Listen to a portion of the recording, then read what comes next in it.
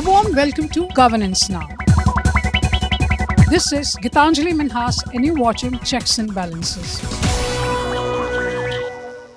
Roughly 400 million people in India did not have access to electricity in 2011. It took concerted efforts of the government of India to provide near universal household electrification in 2019. सबसे ज्यादा काम अंधेरे में पड़े थे उत्तर प्रदेश के 1000 दिन में 95% से ज्यादा काम पूरा कर दिया है भाइयों. Given India's vast geography and terrain and diversity, this is indeed a remarkable achievement. Since independence, India aimed to provide electricity to its rural areas. In fact, its foundation was laid by Mr. B.R. Ambedkar with the passage of Electricity Supply Act of 1948, which was followed by successive governments and their consistent efforts. By April 2018, all villages were electrified, and within a year after that, electricity connections had reached almost all households that were willing to take a connection.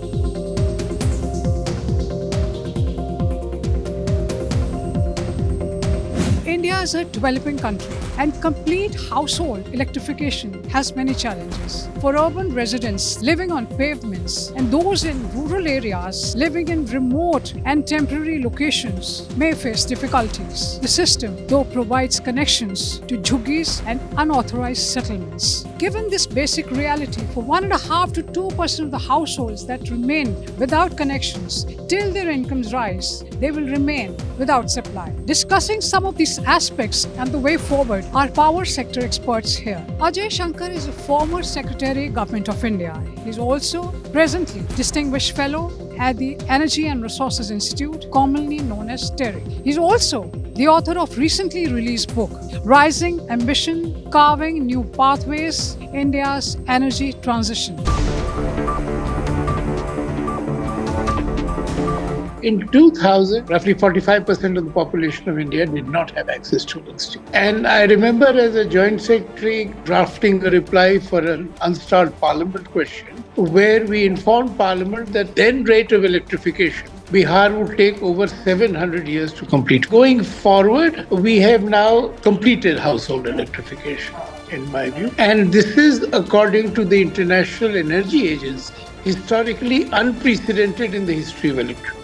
700 million people got access to electricity starting from 2007-8 to about 1920. This is huge achievement of which the country can rightfully be proud of, and it should give us the confidence that if we do get our act together and put all our resources, not all our resources, but enough resources, we can achieve wonders. And the other major change is that in a village, say in backward Bihar or UP, power supply is 16 to 18 hours a day, whereas just about 20 years back, there would be 16, 18 hours in bigger towns of UP. So what was the reality of the bigger towns has become the reality of slightly remote villages. So that's a huge progress. Debajit Palit is an energy policy expert. He's the center head at Center for Climate Change and Energy Transition at Chintan Research Foundation. Palit has been featured as top 2% of the world's scientists by Stanford University rankings for 6 years in a row.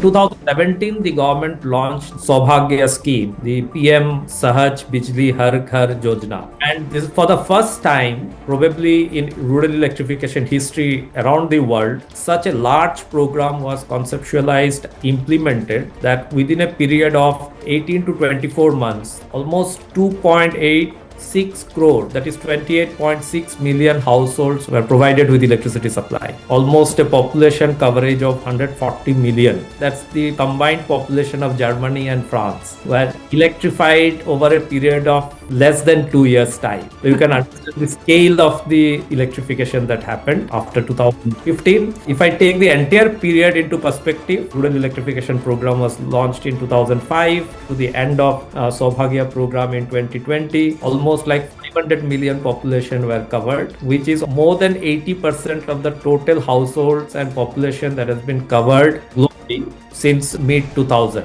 And that's the reason why India has been recognized as a star performer as far as electricity access is concerned by the International Energy Agency. The biggest challenge, in my view, and it's agreed by many other people, is that the electricity business is run through electricity distribution companies. So we as consumers get electricity from a distribution company called a DISCOM. The names vary from state to state. Now, at the macro level, generating capacity at the moment in the country is more or less adequate. But at the micro level, which is wires which come to our homes, there are huge disparities and challenges. Consumer demand is rising rapidly. The distribution companies have to invest very heavily in seeing that their carrying capacity remains ahead of anticipated demand. Now, this is not happening. And the main reason that the distribution companies are by and large financially not healthy enough to have the resources to invest to the extent they need to be set right. Delhi, even the metro cities, you see wires hanging loose in front of buildings, markets. Now, that should not be the case, but all that needs investment. And that is where we have the biggest problem in the power sector. The distribution companies, some places their management is not good enough, and so on and so forth. That's the weak spot in the power supply in India, or you may even call it the Achilles heel.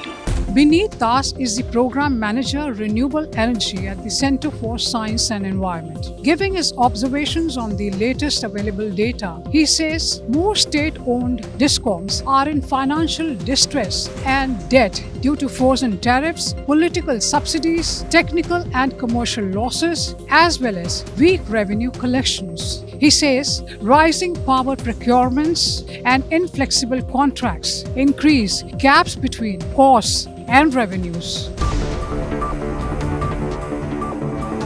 Despite multiple government bailouts, as of March 23, we can see that 38 state-owned DISCOMs accumulated losses of approximately 6 crores 76 lakhs, and the total debt that we have also seen, it is 6.61 crores. 81% of increase in losses, and the debt has also grown. The revenue cost gap remain the structural problems that currently we can see. Losses 0.45 per kilowatt are getting distributed with the average cost of supply minus the average revenue realized, that is ARR gap. Some of the root causes of financial distress is non-reflective tariff cost and the political subsidy. Most state government mandate free and heavily subsidized electricity, particularly for the agriculture, without compensating the DISCOMs properly or fully. So many DISCOMs have not received tariffs for over a decade despite inflation's eroding cost recovery. This creates a permanent revenue shortfall with no path to the recovery. When cost rises, tariff remain frozen, the gap accumulated, and the regulatory asset deferred deficit capitalized, and this passes to the consumers with the interest. We have also high aggregated technical and commercial losses for several DISCOMs from 69% to 83%, and even the poor revenue collections and the weak billing is one of the fundamental causes we can see from several decades because of the power theft, and 15% of all the DISCOMs we can see that lack automated meter reading. Because of that, all the manual meter reading gets accumulated. Even the cost pressures beyond DISCOM control. For example, these DISCOMs had to purchase the power procurement cost they have to bear, and largely outside DISCOM control. We can see inflexible power purchase agreements with the coal plants, mandated renewable energy projects, their power purchase agreement with the higher rate of power purchase with the varying tariff. Providing reliable and round-the-clock electricity with effective metering, effective billing, collection, maintenance, and customer service remains a challenge. Electricity being on the concurrent list, it is a responsibility of the state governments and their agencies. However, many states do not have the financial capacity to raise funds.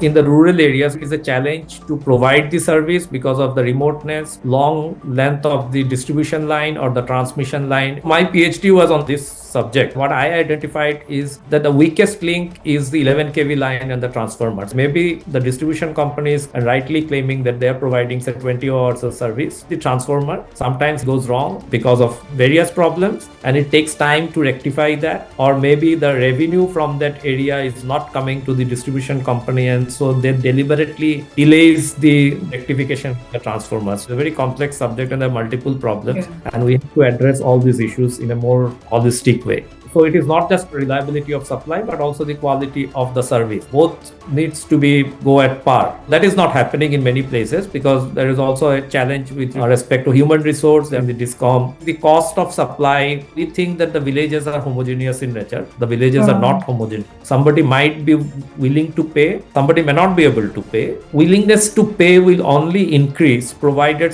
the household starts getting reliable service. So we are now into a vicious cycle. We have to come out from that vicious cycle and make it a virtuous cycle. Start providing reliable service. Let us make investments.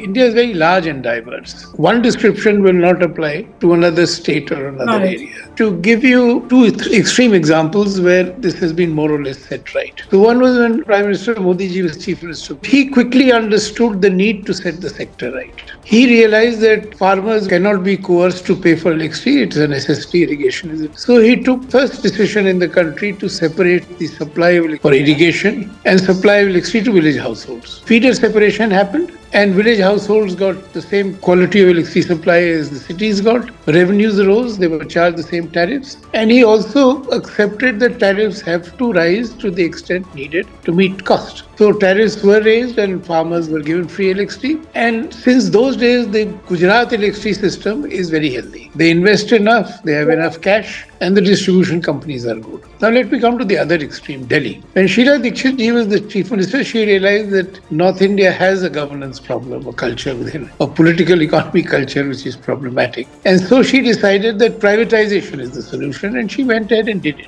Very few people expected her to succeed, but she was politically very smart and she did it. And she had the support of the central government, a BJP-led government. And Delhi, the consumer is very happy because the quality of supply is improved. But you have a third kind of problem where governance is weak in spite of the present strong government. So the discoms have serious problems. Then you go to another end of the spectrum, you have political leadership, which in my view wrongly takes the position that electricity tariffs are not raised and even if the system is very efficient, you won't have the cash to invest. The problem varies from state to state. At the back of it is this reluctance of the political leadership to do what it would take to set the system right. We need to set tariffs right, and we need to set them right in a way in which it is politically sustainable. And that inflection point is there in India today, according to my understanding.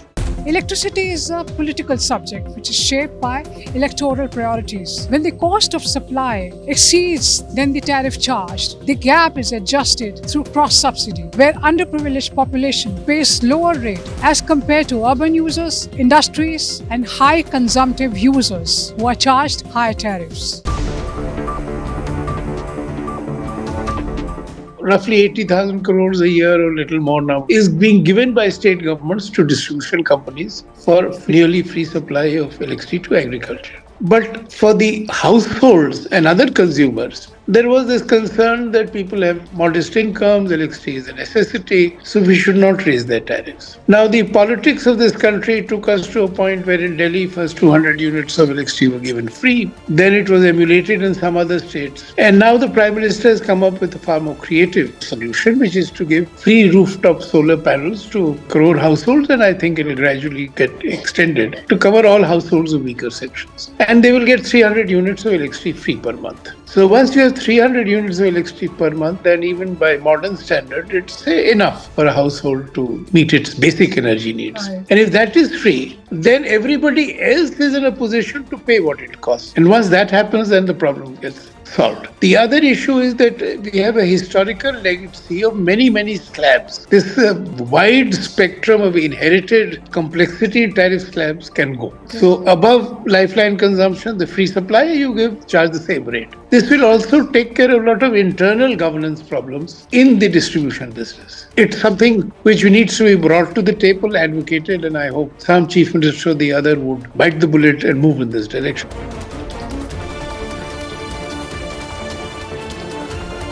That the operational performance by the utilities, the government utilities particularly, are not very good. The debate that comes up always that in the discussion that the private utilities will cherry pick urban areas and may not provide. Electricity is a regulated subject. It is for the regulator to decide how do you make a package of urban and rural territories so that the private discoms cannot cherry pick.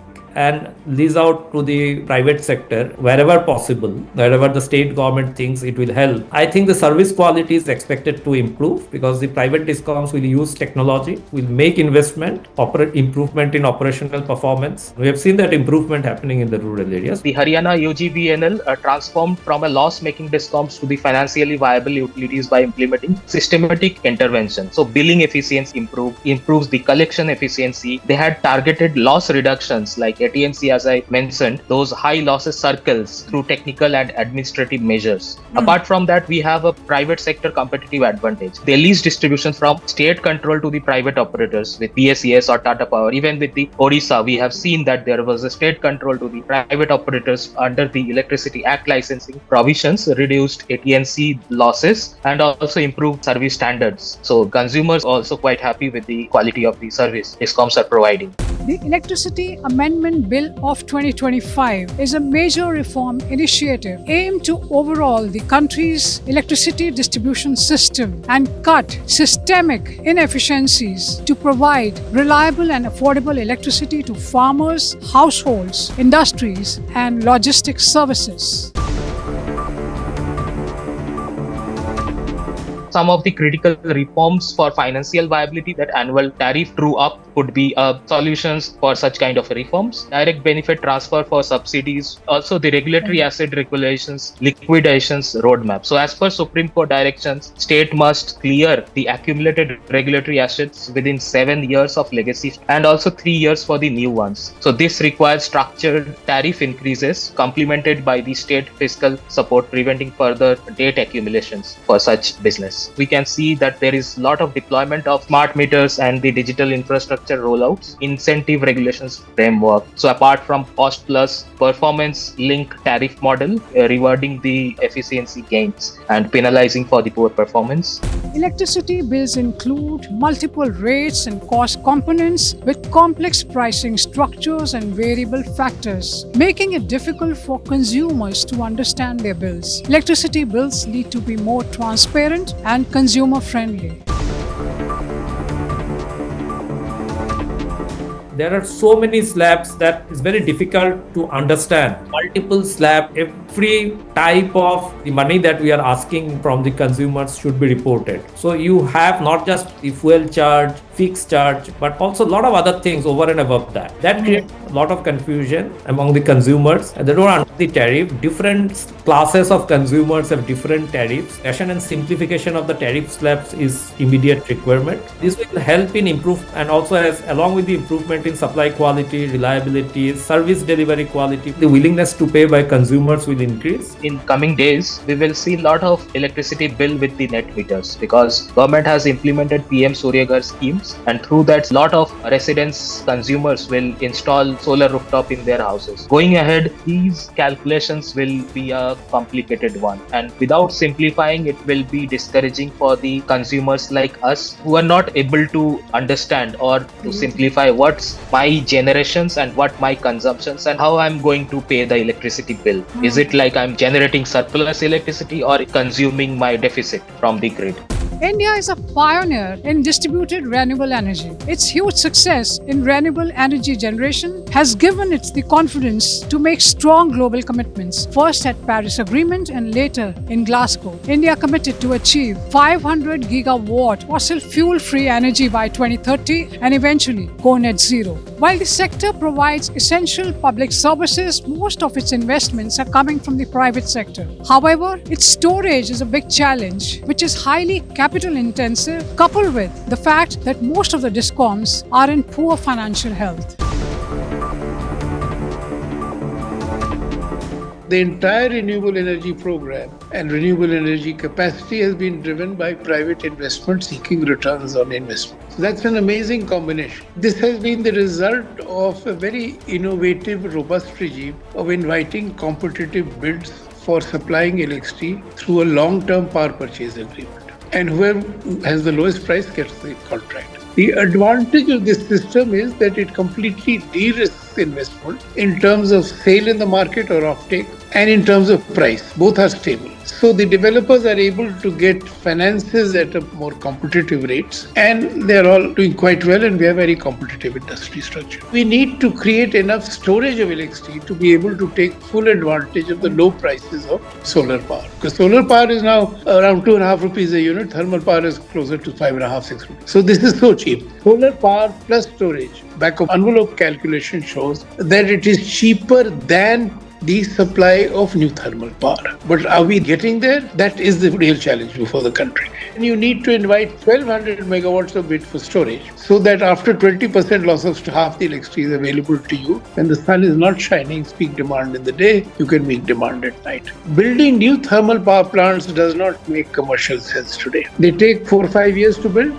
Storage battery takes only 18 months to install. Other kinds of storage is comparable time. So there is a need of a change in mindset. For Viksit Bharat, India needs to address its renewable energy transmission roadblocks. It needs to create jobs. It needs to generate income. It needs to start fully manufacturing solar panels for the entire value chain of storage and not just cells or modules. We have to talk about the grid connected distributed renewable energy system so that it can work both off the grid and also connected to the grid. Distributed renewable energy, you have say a power loom where you can connect it to a solar system. So it will not just provide a clean energy but also ensures reliability of the system. So during load shedding, the solar will provide the supply and you can continue using it. Or maybe a rice mill or a small rice huller mill, weaving, tailoring. All these things can be connected to distributed renewable energy system and which can provide reliable supply at the local level. For example, in the rural areas can be used for livelihood purposes. We have some policies, but what is missing out here is that we have to develop a better financing scheme for implementing such distributed renewable energy in the rural areas. We also need to have the maintenance ecosystem inbuilt, so that if something goes wrong, we should be able to rectify it as quickly as possible. Chhattisgarh, they have a large number of decentralized microgrids, almost providing lighting load roughly around 1,000 villages. They also created a very robust maintenance ecosystem in the districts, and that is helping them to run these microgrids in a sustainable fashion. The fundamental grid challenges we can see, it is operationability and the manageable through scheduling and demand response. The critical challenge is loss and grid inertia. As coal plants retire and renewable sources connected via power electronic converters displace synchronous generator, these grid losses and rotating mass provides natural inertia. There are certain challenges about the intermittency. High injections of gigawatt scale renewable energy projects, we can see that there is a huge instability in the frequency, in the voltages in the grid. Transmission infrastructure gets distressed in certain areas. There is a combinations of the energy storage projects currently in the power mix. Challenge is definitely the high investment. We also see that the land acquisitions and the environmental clearances is going to be a huge, because recently we have seen the Supreme Court has come up with the Great Indian Bustard, the environmental concern and the right of way issues, how they had given a clear guidelines and pathways for state like Gujarat and Rajasthan. We can also see from Karnataka's point of view, the government should establish single window clearances authority for strategic transmission projects, definitely with compensation mechanism for landowners linked to market land and values, which is proposed in electricity amendment bill. We have also established a supply chain resilience to keep this entire target and demand game and to electrify definitely rural part where we have not seen the electricity yet. Going beyond smart metering, we have to see how can we build a public-private partnership model in the DISCOM space. There should be more investment in the technology. You have to have a smart network system. The government very recently has formed a committee to use the experience from the digital public infrastructure that India pioneered to also cover that in the energy sector. So the India stack is now being upgraded to India Energy Stack. Okay. And India Energy Stack is trying to have an interoperable system where the small systems can be connected with the large system and vice versa, and see how we take best advantage of the entire thing. So you have the rooftop solar program being promoted under the PM Surya Ghar scheme or the PM Kusum program for farmers that is being promoted. Now, how these smaller tech systems can get connected with the larger system, and we have a true peer-to-peer energy trading system in future. 5 or 6 years back, I wrote a paper on the revival of the Gujarat electricity sector, and one thing that they have wonderfully done beyond doing many other things is the change management that they have introduced at the DISCOM level. So you have champions identified within the electricity system, that means basically within the different electricity circles that they have, who were given a task with incentive system in place, and that's how the change management helped completely transforming the sector, so that right from the CEO to the line technician has the same vision. We have to transform all the DISCOMs from an administrative model of governance to a more business oriented, enterprise oriented, customer centric model of governance. The success of household electrification in India is a huge achievement in the country's development. Achieving 100% electrification in any country is difficult, but most homes in India are now electrified. Having said that, it's work in progress. It's an ongoing process. Thank you for watching Checks and Balances.